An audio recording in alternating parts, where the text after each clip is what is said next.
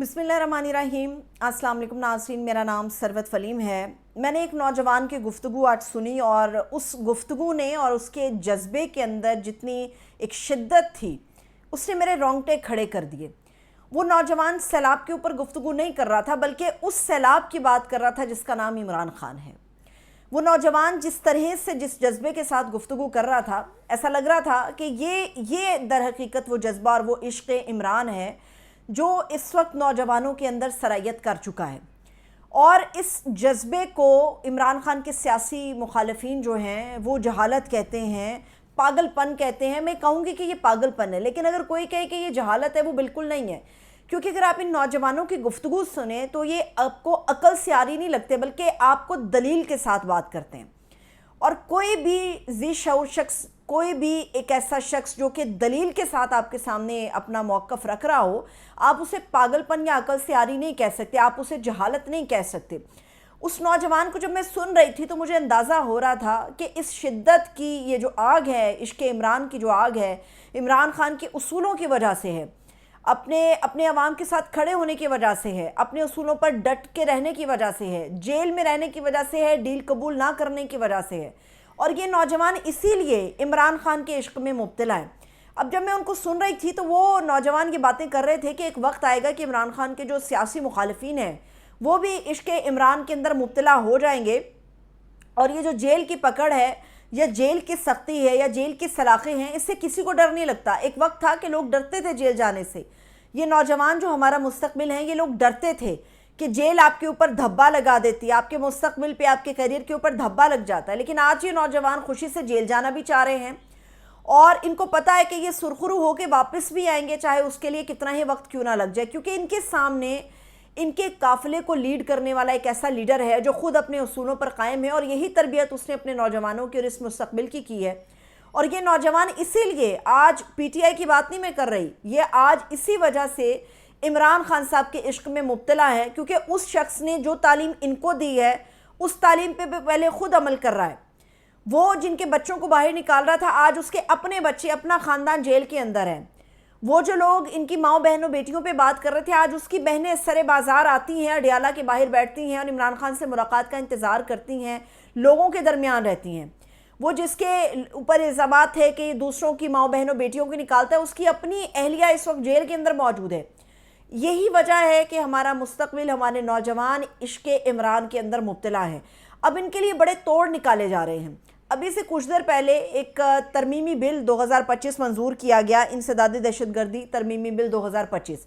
अच्छा, इसके अंदर जो एक अमेंड की गई चीज़ वो ये है कि जो आर्म्ड फोर्सेस हैं वो किसी भी बंदे को उठा सकती हैं। शक की बुनियाद पे आप किसी भी शख्स को उठा सकते हो और 90 रोज़ तक आप उसको अपनी तहवील में रख सकते हो, अपने पास रख सकते हो, उससे इन्वेस्टिगेट कर सकते हो। अब ये जो कानून बना है और इसके ऊपर बाकायदा सदर ममलकत ने दस्तखत किए, क्योंकि अब ये कानून बन गया, ये पहले बिल था, अब ये कानून की शक्ल इख्तियार कर गया। अब उसके अंदर अगर तो मौजूदा हालात के अंदर इंतकामी कार्रवाइयाँ ना होती तो यही नौजवान, यही लोग, यही पाकिस्तानी अवाम इसको सेलिब्रेट करती और इसके ऊपर जो है बड़ी वाह वाह करती कि देखिए एक ऐसा बिल कानून की शक्ल इख्तियार कर गया है जिसमें दहशतगर्दों को पकड़ा जाएगा, जिसमें उन लोगों को पकड़ा जाएगा जो मुआशरे में बिगाड़ पैदा कर रहे हैं, उन लोगों को पकड़ा जाएगा जो हमारी ज़िंदगियों के साथ खिलवाड़ कर रहे हैं या हमारे मुल्क के अंदर खून खराबा कर रहे हैं, हमारे मुल्क के अमन व अमान को नुकसान पहुँचा रहे हैं। लेकिन आज इस कानून के ऊपर तनकीद हो रही है, और तनकीद की एक ही वजह है क्योंकि सबको पता है जो इस किस्म की इंतकामी कार्रवाइयाँ पीटीआई और पीटीआई सपोर्टर्स के अगेंस्ट हुई हैं, आज ये बहस हो रही है कि ये कानून भी पाकिस्तान तहरीक इंसाफ के लोगों के और उनके सपोर्टर्स के ख़िलाफ़ इस्तेमाल किया जाएगा, क्योंकि पाकिस्तान तहरीक इंसाफ के जो सपोर्टर हैं, जो वर्कर हैं, उनके ऊपर एक दहशतगर्दी का लेबल लग चुका है और उनके शऊर को दहशतगर्दी का नाम दिया जाता है। उन नौजवानों की सोच को दहशतगर्दाना सोच के मुतरादिफ गर्दाना जाता है। तो आज वो लोग तनकीद कर रहे हैं कि ये एक और कानून बन गया है जिसके ज़रिए से पाकिस्तान तहरीक इंसाफ के लोगों को रोका जाएगा और शक की बुनियाद पे उठा लिया जाएगा। अब इसके अंदर जो अमेंड है, अगर 90 रोज़ के अंदर तसल्ली तशफ़ी नहीं हुई तो आप मज़ीद 90 रोज़ के लिए उस बंदे को जो है वो अपनी तहवील में रख सकते हैं। इसके अंदर सबसे पहले तो ये देखना चाहिए कि जिन लोगों को आप उठा रहे हैं मुआशरे के अंदर उनकी कितनी इज़्ज़त है। वो शख्स जो वापस आएगा उसकी जिस्मानी हालत और उसकी जो नफ्सियाती सेहत है वो कितनी मुतासिर हो चुकी होगी کیا اس کا خمیازہ کوئی بھگتے گا؟ کیا اس کی کوئی قیمت چکا پائے گا؟ یہ وہ چیزیں ہیں جو ہمیں سوچنی چاہیے. لیکن بدقسمتی سے پاکستان کے اندر جو قانون بن رہے ہیں ان قانون کے ذریعے صرف ایک پارٹی اور اس کے لوگوں کو ٹارگٹ کرتے ہوئے ہم دیکھ رہے ہیں، اور نظر بھی ایسا آ رہا ہے کہ یہ تمام قوانین انہی لوگوں کو ٹارگٹ کرنے کے لیے بنائے جا رہے ہیں. تو اس قانون کے اوپر تنقید بہت زیادہ ہے، اور وجہ صرف ایک ہی ہے، وجہ یہ ہے کہ عمران خان کی سوچ کو روکا جائے. عمران خان کے نام کے اوپر جو سوچ پنپ رہی ہے اس وقت پورے پاکستان کے معاشرے کے اندر، سوسائٹی کے اندر، اس سوچ کو قابو کرنے کے لیے قوانین بنائے جا رہے ہیں. لیکن سوچ کبھی بھی اس طرح سے قابو نہیں آئے گی. یا تو آپ کو ثابت کرنا پڑے گا اپنے ایکٹس کے ذریعے کہ عمران خان غلط ہے، عمران خان کی سوچ غلط ہے، عمران خان کے اصول غلط ہیں، تو یہ نوجوان عمران خان سے ڈائیورٹ ہو کے آپ لوگوں کی طرف آئیں گے. لیکن اگر کوئی یہ کہتا ہے کہ لاٹھی سے، ڈنڈے سے، زور زبردستی سے، مار پیٹ سے، تشدد سے، جبراً اٹھا کے ان کو جیلوں میں ڈال کے کسی کی آپ سوچ تبدیل کر سکتے ہیں، تو ایسا نہیں ہوتا. یہ سوچ جس طرح سے تبدیل کرنے کی کوشش ہو رہی ہے یہ اتنی شدت سے ابھرتی ہے، اور ابھر کے یہ حال ہو گیا کہ آج جیل میں بیٹھے ہوئے ایک شخص کا مقابلہ پاکستان کے اندر بیٹھا ہوا پورا سسٹم نہیں کر پا رہا، اور یہ نظر بھی آ رہا ہے کہ اس آدمی کا مقابلہ نہیں کیا جا رہا. تو اس قسم کے قوانین کو لانے سے پہلے سرویز ہونے چاہیے، مشاورت ہونی چاہیے، نوجوان نسل کو شامل کرنا چاہیے تاکہ ان کی سوچ کا اندازہ ہو سکے کہ در حقیقت ایسے قوانین کے اوپر پاکستان کے اندر جو مستقبل ہے، ہمارے نوجوان ہیں، ہمارے بچے ہیں، وہ در حقیقت اس بارے میں کیا سوچ رہے ہیں.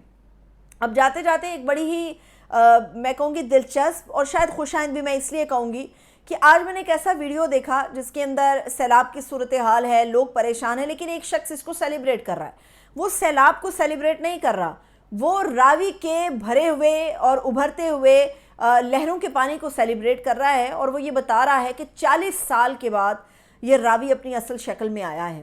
اور آج اگر ہمارے ملک کے اندر ڈیمز بن جائیں، ہمارے ملک کے اندر اس قسم کے کوئی پانی کو ذخیرہ کرنے کے لیے نہریں بن جائیں، کوئی اس قسم کے چھوٹے موٹے ایسے بن جائیں ورڈز، تو ہمیں اس سے اندازہ ہوگا کہ یہ پانی محفوظ ہو سکتا ہے. وہ لوگ جو لاہور کی پہچان کو سمجھتے ہیں، لاہور کی پہچان ہی راوی ہے، اور راوی کے اوپر بڑے ہی عشق سے مبتلا شاعری ہو چکی ہے، گانے لکھے جا چکے ہیں، گیت بن چکے ہیں اس کے اوپر. تو راوی لاہور کی پہچان ہے. آج جب راوی واپس آیا ہے تو کچھ لوگ ایسے میں ہیں جو اس کو سیلیبریٹ کر رہے ہیں، اور وہ شخص جو ہے وہ باقاعدہ راوی کے اندر پھولوں کی، گلاب کی پتیاں پھینک کے اس کو سیلیبریٹ کر رہا ہے کہ آج راوی واپس اپنی حالت میں آیا، اپنی شکل میں وہ واپس آیا ہے. اس میں قصور کسی کا نہیں ہے. عوام راوی سے پیار آج بھی کرتی ہے، ہر شخص کو اپنے مخصوص علاقائی چیزوں سے بڑا پیار ہے، بڑی خوبصورتی سے پیار ہے. لیکن یہاں پر ہم نے دہائیاں گزر گئی، یہاں پر موجود جو سیاسی جماعتیں ہیں انہوں نے صرف اپنے ذاتی مفاد کو ترجیح دی. عوام کا مفاد کسی نے عزیز نہیں رکھا. اگر عوام کا مفاد عزیز ہوتا، اس کی خوبصورتی کو عزیز رکھا جاتا تو پاکستان کے اندر ڈیمز ہوتے، کئی اور مزید نہریں بنائی جاتی، واٹر وائرز اس کے اندر بنا دیے جاتے، پانی کو ذخیرہ کرنے کے لیے آبی ذخیرے ہوتے ہیں ہمارے پاس. لیکن بدقسمتی سے ایسا نہیں ہے. بھرے ہوئے راوی کو سیلیبریٹ سب کرنا چاہتے ہیں، لیکن جب وہ بپھرا ہوا راوی ایک سیلاب کی شکل اختیار کرتا ہے تو اس تکلیف سے ماں سوائے عوام کے، جن کا کوئی دوش نہیں ہے، ماں سوائے عوام کے کوئی بھی حکمران طبقہ نہیں گزرتا. بس آتے ہیں، جیکٹیں پہنتے ہیں، کشتیوں میں پھرتے ہیں، لوگوں کو دیکھتے ہیں، کسی کو دلاسا دیتے ہیں، دیٹس آل. لیکن جس کا گھر چھینا گیا، جس بیٹی کا جہیز ڈوب گیا، جس کی پوری جمع پونجی ڈوب گئی، جس کا پورا جانور مر گیا، اس سیلاب کی نظر ہو گیا، اسی کو دوش دیا جاتا ہے، اور اسی کو یہ سارا کا سارا نقصان جو ہے وہ برداشت کرنا پڑتا ہے. اجازت دیجیے، اپنا بہت سا خیال رکھیے. خدا حافظ.